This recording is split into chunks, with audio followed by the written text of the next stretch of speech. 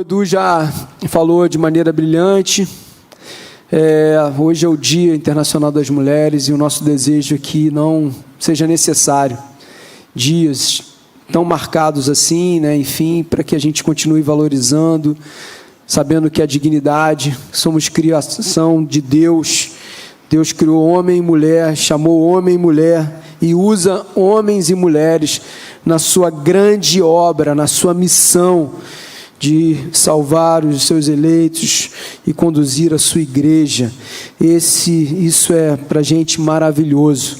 Então, nós estamos muito felizes nesse mês separar um tempo desse momento de pregação para, ao longo dos 5 domingos de março, abordarmos um texto bíblico que aponta para uma mulher que foi instrumento, foi alvo da graça de Deus, instrumento nas mãos de Deus, nessa grande história, a grande história de amor, a maior história de amor de todos os tempos, de toda a existência humana, de um Deus que resgata, de um Deus que redime, de um Deus que alcança o seu povo na história para caminhar com Ele.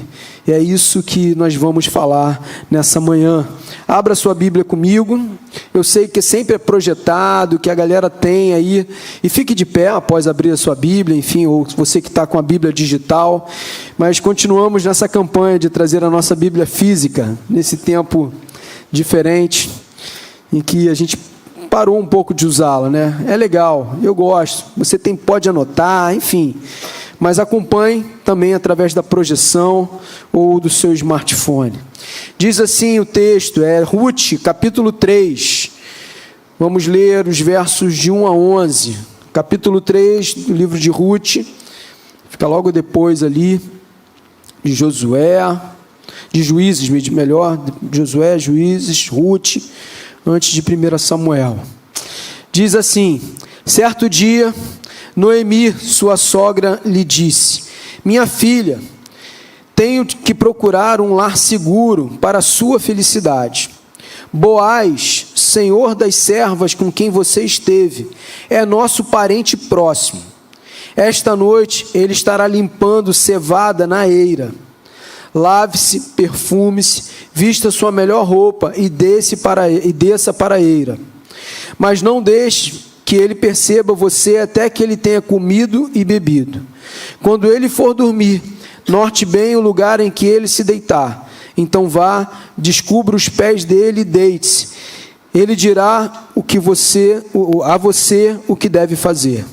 Respondeu Ruth: farei tudo o quanto você está me dizendo. Então ela desceu para a eira e fez tudo o que sua sogra lhe tinha recomendado. Quando Boaz terminou de comer e beber, ficou alegre e foi deitar-se perto do monte de grãos. Ruth aproximou-se sem ser notada, descobriu os pés dele e deitou-se. No meio da noite, o homem acordou de repente. Ele se virou e assustou-se ao ver uma mulher deitada aos seus pés. Quem é você? Perguntou ele. Sou sua serva Ruth, disse ela. Estenda sua capa sobre a sua serva, pois o Senhor é resgatador. Boaz lhe respondeu: o Senhor a abençoe, minha filha. Este seu gesto de bondade é ainda maior do que o primeiro, pois você poderia ter ido atrás dos mais jovens, ricos ou pobres. Agora, minha filha, não tenha medo. Farei por você tudo que me pedir.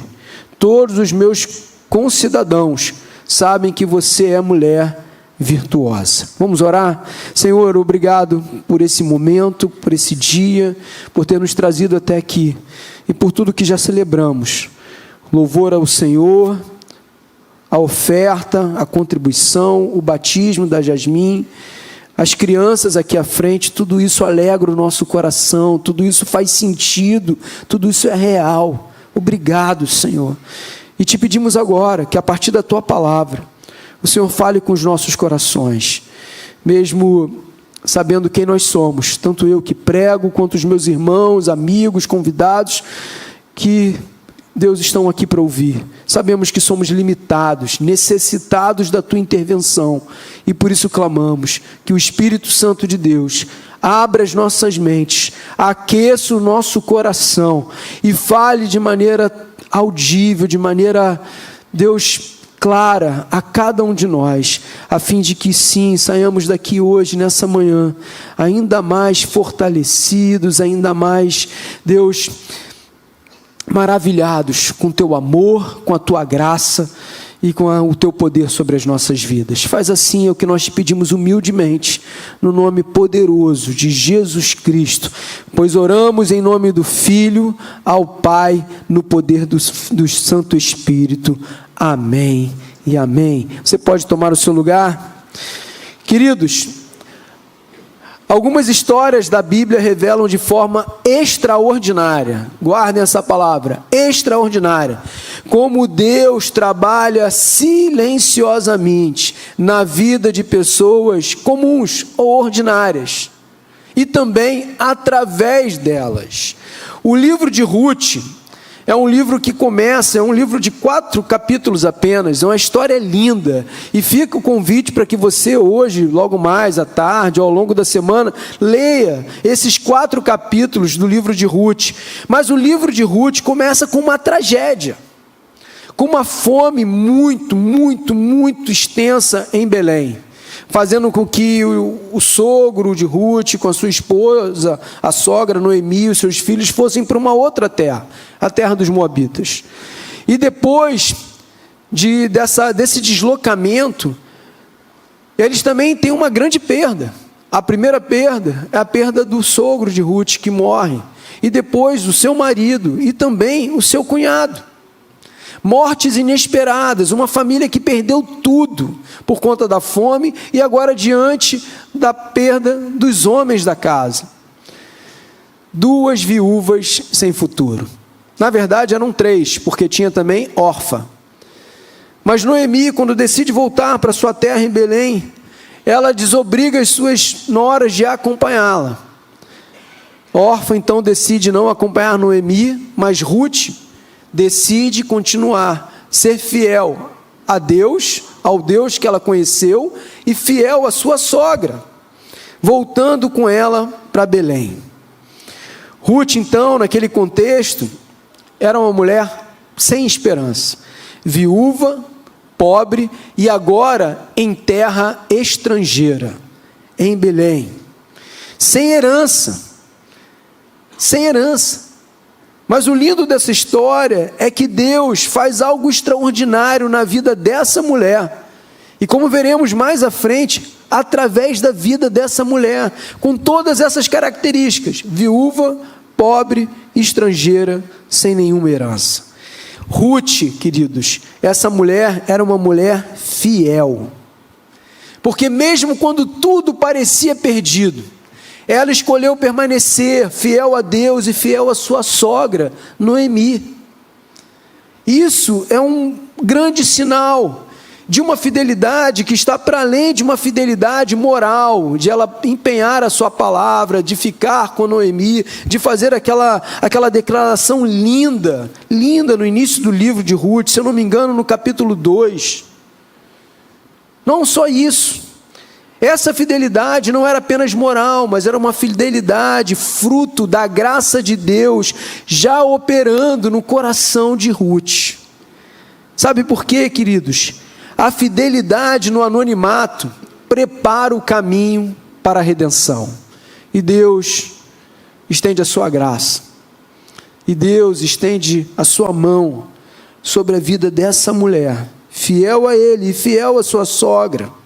Vejamos então, de maneira breve, hoje nesse domingo, por isso o convite para que você leia o livro de Ruth, 4 capítulos apenas.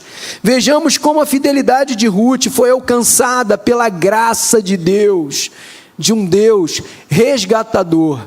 Graça essa também que alcança as nossas vidas, por também termos sido resgatados. Em primeiro lugar, vemos aí a fidelidade que Deus vê.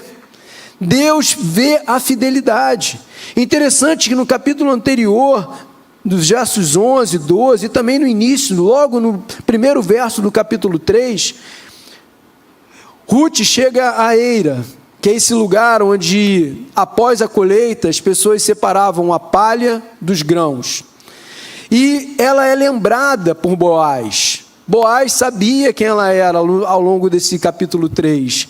porque antes ela era a mulher que tinha ido parar no campo de Boaz para colher das espigas que caíam após a colheita dos servos de Boaz, aquilo que eles não conseguiam carregar, Ruth ficava com a sobra. E Boaz, a vendo, protegeu ela, colocou ela para andar com as servas dele, colocou ela para comer junto com os servos. Então nós já vemos a fidelidade que Deus vê na vida das pessoas. Diz o verso 11 desse capítulo 2: contaram-me tudo quanto fizeste a tua sogra, depois da morte do teu marido. Isso foi Boaz dizendo para Ruth. Ele menciona, Boaz, 3 atos de fidelidade dela. Primeiro, ela deixa a sua terra, o que é muito difícil, deixar a nossa terra, deixar as nossas raízes. Eu sei que vivemos hoje num mundo onde os deslocamentos são cada vez mais fáceis. Sei também que muitas pessoas foram para fora do país e refizeram as suas vidas e estão felizes. Mas eu conheço também um sem número de pessoas que moram em outros países ditos mais desenvolvidos, se são de fato, onde tem conforto, onde tem segurança, onde tem várias outras possibilidades de vida, mas como sentem falta. Muitas vezes pastoreio à distância pessoas que estão lá com uma casa maneira, com um carro legal, os filhos estudando, as coisas acontecendo do ponto de vista material, mas sofrendo no coração por estarem distantes da família, da cultura, do seu país. Eu gosto muito quando o pastor Café, hoje com um pouco menos de cabelo, ou muito menos cabelo, diz que se Deus me colocou aqui, eu tenho que florescer aqui. Floresça onde está plantado. Então, para ela, deixar a sua terra foi um ato de fidelidade a Deus e a sua sogra. Deixar o seu povo. Deixar até mesmo os seus deuses. Porque ela foi criada numa cultura politeísta de muitos deuses. Seus pais a ensinaram isso. Mas ela abriu mão de tudo isso por ser fiel a Deus. Ela escolheu seguir a Deus, o Deus de Israel. Ela escolheu ficar com a sua sogra. E aí, queridos, muitas vezes na vida daquele que conhece a Deus, existem fidelidades que ninguém vê. Hoje, cada vez mais, por conta dessa cultura aí, ou melhor, desse culto à imagem, queremos até mesmo na nossa fidelidade, no nosso serviço, jogar para a torcida, aparecer, ganhar palco, ganhar as muitas curtidas, os muitos seguidores. Mas existe as fidelidades que Deus, ou que ninguém vê, mas que Deus vê. A mãe que ora pelo filho todos os dias. E aí aqui vai uma palavra para muitas mães e pais também. Deus está vendo. Deus está escutando, Deus está acolhendo as nossas lágrimas, Deus nos vê, mesmo que ninguém esteja vendo, Deus nos vê.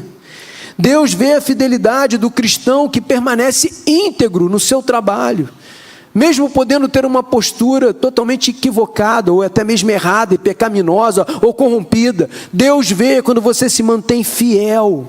Deus vê quando você cumpre o horário. Deus vê quando você dá um bom testemunho. Deus vê quando você não se apropria daquilo que não é seu. Deus vê quando você não humilha quem você pode, ninguém pode humilhar ninguém, mas que você poderia ter humilhado, trata mal. Deus vê quando você de fato permanece íntegro.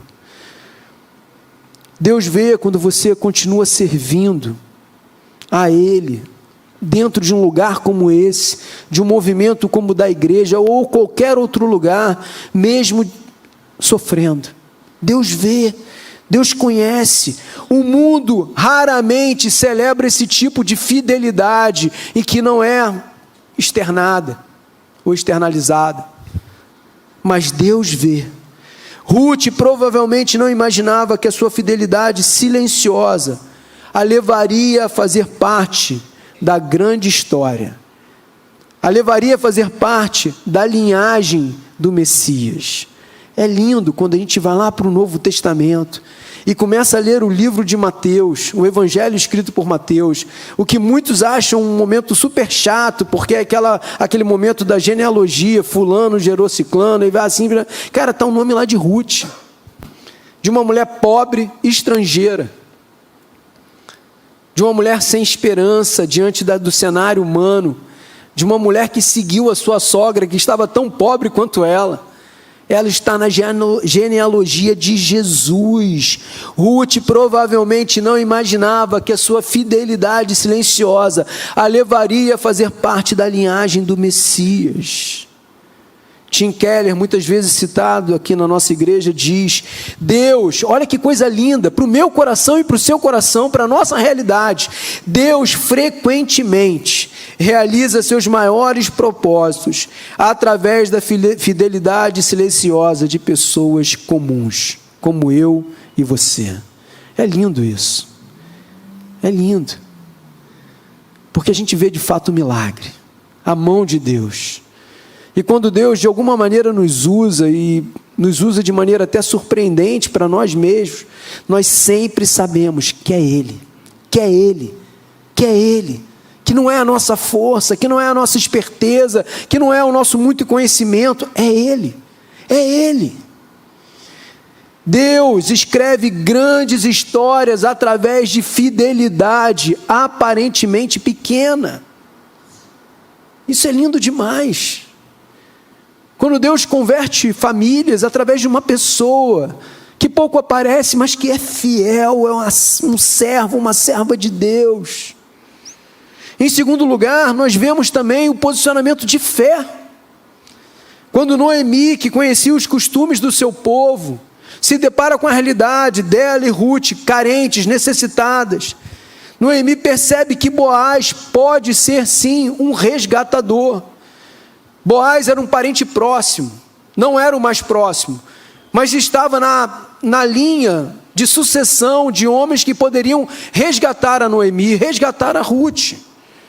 E ela, ao perceber, então orienta Ruth a ir até a eira, esse lugar que é usado para separar a palha do grão que seja, cevada, trigo, o que for. A gente pode lembrar das novelas de época, quando olhávamos para aquelas fazendas grandes, né, e o povo lá botando o café para secar, o feijão, o guando. É mais ou menos um lugar como esse, depois da colheita, onde tudo era processado. E quando Noemi orienta Ruth a ir ao encontro de Boaz, Ruth simplesmente responde: tudo quanto me disseres, farei. Ela se posiciona, um posicionamento de fé. Ela responde, e ao responder, revela algo poderoso no seu coração. Ruth revela que não era apenas uma mulher fiel no passado, ela continua confiando em Deus no presente. E ela se posiciona diante de Deus também pela fé, ao seguir a orientação da sua sogra. O que acontece, queridos, é que muitas vezes, muitas pessoas querem redenção sem posicionamento. Querem milagre sem confiarem, sem acreditar. Querem restauração sem viverem a dependência de Deus. Mas olharmos as Sagradas Escrituras, a Bíblia que somos chamados a conhecer, a amar, a nos render, sabemos que a fé bíblica se move em direção à graça. Aí tem um pai da criança de número 35. Já foi. Não passa enquanto isso estiver passando. Mas a fé bíblica se move na direção. Tira esse aviso aí que a mãe já foi. Obrigado, valeu. Se move na direção da graça. Juan, me dá um socorro aí, passa o slide para o tio. Isso, agora voltou. Obrigado, querido. A fé bíblica se move na direção da graça. Keller diz algo poderoso demais: a fé salvadora é abandonar a autoconfiança. Sabemos disso. Precisamos viver isso. É abandonar a autoconfiança e descansar inteiramente na graça de Deus. Inteiramente. A partir do momento que isso se torna real, a fidelidade prepara o caminho. Mas é a fé que nos leva ao Redentor. Sim, O Senhor nos dá a capacidade de sermos fiéis em alguma medida, mas não o suficiente. Mas a fé que é dom de Deus, fé que alcança o nosso coração, ela nos faz ir até o Redentor, aquele que nos resgata, aquele que nos salva. Em terceiro lugar, a humildade, saber quem nós somos, também nos faz buscar o Redentor. Ruth vai a esse lugar após a colheita e se deita aos pés de Boaz. Quando ele pergunta quem ela é, ela responde: estende a tua capa sobre a tua serva, pois tu és resgatador. Esse é um pedido muito profundo, muito profundo. Ela reconhece que necessita do resgate. Ela reconhece que necessita da intervenção daquele que poderia ser o seu resgatador. Isso fala profundamente ao meu coração, ao seu coração, a fim de que possamos reconhecer hoje quem pode nos redimir, quem pode nos resgatar. É um pedido profundo, porque ela não apenas reivindica direitos, não, ela não reivindica direitos, ela não exige recompensa por sua fidelidade. Por mais que ela tivesse sido fiel, ou fosse fiel ao Deus, saindo da sua terra, não abandonando a sua sogra, por mais que ela tenha sido fiel a Noemi, ela sabia que a recompensa não era por conta da sua fidelidade. Ela pede graça, favor imerecido. Ela sabia que não tinha, ou melhor, que Boaz não tinha o dever de resgatá-la, mas que ele poderia resgatá-la. Imaginem, alguém que passou anos trabalhando duro, fielmente, a fim de sustentar a sua família, mas por conta de um desastre natural, um desastre social, econômico, que acontece do nada, perde tudo. No momento da crise, essa pessoa que perdeu tudo, mesmo trabalhando duro, precisa da ajuda de alguém mais forte. Mas mesmo ela tendo trabalhado duro tanto tempo, tendo sido fiel à sua casa, à sua família, ela também se depara diante de uma realidade dura. A sua fidelidade do passado não paga as suas dívidas do presente. É preciso redenção. É preciso alguém que pague, alguém que ajude, alguém que faça algo que por nossas forças, nossa mão, não conseguimos fazer sozinhos. É assim também na vida espiritual, queridos. Nossa fidelidade é importante, sim. Somos chamados a viver para a glória de Deus e devemos sim nos esforçar muito para que isso seja uma realidade hoje, amanhã e depois. Mas a nossa fidelidade não nos salva. Não nos salva. Por mais que trabalhemos duro, o que nos salva é a graça de Deus. Dom Carson, um grande teólogo e pastor também dos nossos dias, diz: o Evangelho não é que pessoas boas são recompensadas, mas que pecadores são salvos pela graça de Deus. O Evangelho não é que pessoas boas são recompensadas. Quando Ruth chega e diz: você cobre-me, porque você é meu resgatador, ele diz de maneira linda: bendito sejas tu, o Senhor a abençoe, minha filha.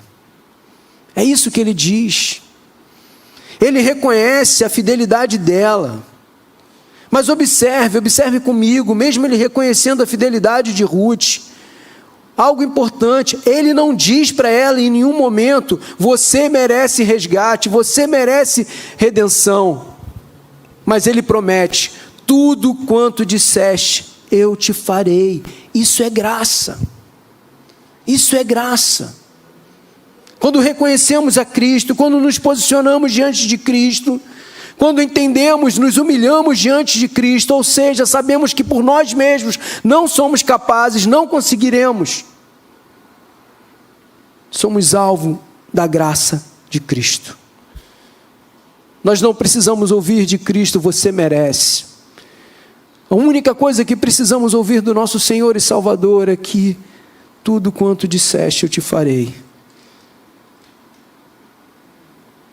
Seja bem-vindo, seja bem-vinda.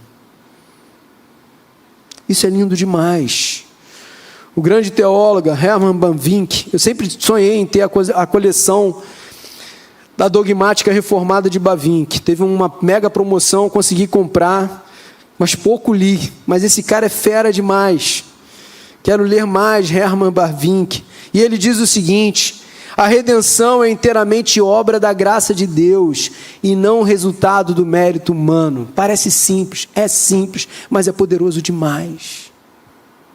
Por isso que temos que ter essa mesma atitude de humilhação diante de Deus, reconhecer que não somos nada, que carecemos da graça, que precisamos da intervenção dEle, sabendo que sim, a fidelidade honra a Deus, mas é a graça que nos redime, é a graça de Deus. E aí, queridos, olhando para a realidade hoje, a partir da história de Ruth, da verdade encontrada em Boaz, no coração desse homem, nós podemos ver que Cristo, sim, é o nosso maior redentor. Boaz aponta para Cristo. Boaz aponta para o resgate necessário da minha vida e da sua vida. É interessante que para ser um resgatador, naquela época era necessário que fosse um parente próximo. Boaz era parente do marido de Noemi. Ter recursos, porque você não poderia resgatar, trazer para sua casa alguém que você não pudesse sustentar. Você deveria, a partir do momento que resgata aquela pessoa, sustentá-la para o resto da vida. E também estar disposto, porque você poderia negar. Não, eu estou na linhagem ou na fila para ser um dos resgatadores, mas eu não quero. Isso aconteceu nesse texto. Boaz não era o primeiro, mas era o que queria, é o que estava disposto. E quando o que estava na linha sucessória ou de resgate negou, Boaz assumiu. Ruth e Noemi. Interessante que Cristo, na minha vida, na sua vida, na minha história e na sua história, preenche esses mesmos requisitos. Ele se tornou humano, que poderia ser um parente próximo. Ele pagou o preço na cruz, pela minha vida e pela sua vida. E Ele quis nos salvar. Quis nos salvar. Uma frase que eu disse na semana passada ficou ecoando no meu coração aqui no domingo.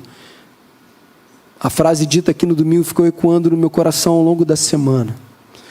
E foi uma frase que eu ouvi de um primo, que também é pastor, certa vez a gente conversando sobre o plano da cruz, que foi a seguinte: antes que Deus dissesse, haja luz, o Senhor disse, haja cruz.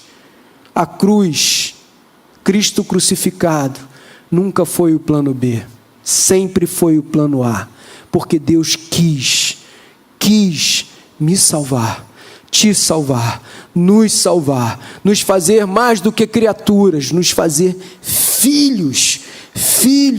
Jesus quis nos salvar. Keller diz, Jesus é o verdadeiro e o melhor redentor, resgatador, que paga a nossa dívida e nos traz para a família de Deus. Não somos mais criaturas, somos filhos, filhas.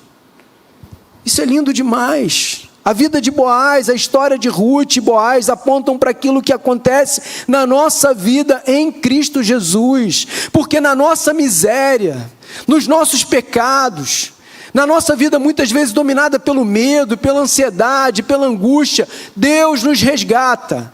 Deus nos resgata, mesmo não podendo eu fazer isso, você fazer isso, Ele fez em nosso favor. Ele fez. Boaz aponta para o verdadeiro Redentor, o verdadeiro resgatador, Jesus Cristo. Jesus Cristo. E Deus usa a vida dessa mulher, como dito logo no início desse momento aqui, uma mulher sem esperança, uma mulher pobre, estrangeira, viúva, e a usa na história da redenção. Isso é lindo demais. Concluindo, queridos, Ruth chega a esse local chamado Eira com apenas duas coisas: a sua fidelidade a Deus e a Noemi, mesmo não sendo suficiente, e com muita necessidade. Muita necessidade. Ela não tinha riqueza, ela não tinha poder, mas ela tinha um pedido. Ela se posicionou em fé, ela se humilhou e tinha um pedido: cobre-me, cobre-me, cobre-me. Esse é o Evangelho. Essa é a realidade de entendermos o que Cristo fez e sabermos que Ele, sim, diante da nossa miséria, diante da nossa necessidade, diante das nossas angústias, diante da condenação que sim está no futuro para todo aquele que não crê, Ele pode nos salvar. Ele pode nos salvar. E que a nossa oração seja como a oração, ou melhor, como a fala de Ruth, diante do seu resgatador Boaz, mas agora para Cristo, aquele que veio, que morreu, que ressuscitou, que venceu a morte, vivo está, e está aqui no nosso meio hoje. Senhor, cobre-me, cobre-me, cobre-me com a tua salvação, cobre-me com o teu acolhimento, com a tua transformação, com a mudança que tanto necessito. Cobre-me, cobre-me, cobre-me. Todos nós, como Ruth, somos necessitados, incapazes de nos salvar, dependemos da redenção, do resgate que vem de Cristo, todos nós. E o grande lance nisso tudo, que pode alegrar os nossos corações, nos inflar de esperança, é que Cristo veio. Ele veio. Ele viveu a vida perfeita e morreu numa cruz. Ele nos resgatou, Ele pagou a nossa dívida, e hoje Ele te convida, Ele me convida: venha, venha. Seria como o Boaz ao dizer para Ruth, no verso 10, o Senhor a abençoe, minha filha. Cristo diz para você hoje: venha. Talvez você esteja aqui, sabe, mais uma vez, visitando, conhecendo, tentando entender. Talvez aqui você esteja hoje aqui pela centésima, pela milésima vez. Mas o que você precisa ouvir é isso: o Senhor te abençoe, meu filho, minha filha, venha. Pare de andar na periferia, pare de colher as espigas que sobram. Venha. E faça parte dessa família, dessa realidade, de ser filho, de ser filha, e não apenas um religioso, uma religiosa, mas de ser filho e filha, porque Deus nos resgata em Cristo Jesus. A grande realidade é que podemos imaginar um órfão na rua, vivendo na rua, sem casa, sem família, sem futuro. E alguém poderoso diz, alguém que pode resgatar, alguém que pode suprir, alguém que pode cuidar, alguém que pode salvar, diz: eu te recebo como filho. Eu te recebo como filho, como filha. É isso que Deus diz hoje para o seu coração cansado. É isso que Deus diz hoje para o seu coração aflito, para a tua falta de esperança, para a tua alegria que muitas vezes é efêmera, não é duradoura, e você precisa substituir algo por outra coisa sempre, a todo momento. Eu te recebo como filho, como filha. Isso é redenção, isso é o Evangelho.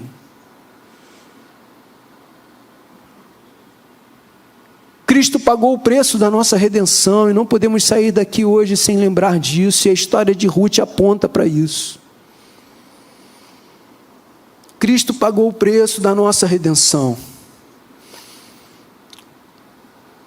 E por mais que você tenha tentado, esteja tentando ser fiel a Deus, fiel a tudo que você tem ouvido, somente a graça te salva. Eu queria chamar a banda à frente. Enquanto eles caminham para cá, eu quero te dizer o seguinte: Você precisa tomar uma posição hoje. Você precisa tomar uma posição de fé. Você precisa tomar uma posição de humildade. Sabe por quê? A boa notícia de um Deus que veio ao mundo morrer pelos meus pecados, pelos seus pecados. O Evangelho começa aos pés de um Redentor. E a certeza que eu posso ter e que você pode ter nessa manhã, que transforma as nossas vidas, transforma a nossa existência, é de que quem se rende a Cristo encontra redenção. Encontra redenção. Jesus jamais despreza, jamais desprezará, jamais despreza um coração sincero. Quem se coloca aos pés do Redentor nunca sai sem redenção. Ele nos cobre, Ele nos alcança, Ele nos redime, Ele nos salva, Ele transforma a nossa vida, e essa é a realidade do hoje também, na minha existência e na sua existência. Eu te convido a ficar de pé e cantar essa última canção, e ao final, em especial você que quer dizer para Deus hoje, para Jesus hoje, cobre-me, que ao final iremos orar juntos, você no seu lugar, ninguém precisa ficar te observando, mas no seu coração, você possa dizer para Deus nessa manhã: Senhor, cobre-me, que a Tua graça, que a Tua redenção de fato alcance a minha vida. É muito mais do que religião, é muito mais do que uma tentativa de ser fiel a costumes, a uma moral, a uma religiosidade. É um encontro com aquele que nos resgata, é um encontro com aquele que conhece a nossa fidelidade, sim, mas sabemos que ela não é suficiente, por isso Ele age com graça sobre a minha vida e a sua vida. Ele traz perdão, Ele paga o preço, Ele pagou o preço na cruz, por mim e por você. Essa é a realidade da sua vida hoje. É diante dessa verdade que você está nessa manhã. Se posicione diante de Deus, vá aos pés de Jesus nessa manhã e clame: Senhor, cubra a minha vida, cubra com teu sangue, cubra com teu amor, cubra com a tua verdade, cubra com a tua transformação. Cante essa canção e ao final vamos orar, crendo que Jesus, suficiente, poderoso, vivo, está nesse lugar, está no nosso meio, e sim, aos seus pés somos cobertos, somos sarados, somos salvos, somos transformados. Essa é a verdade do Evangelho.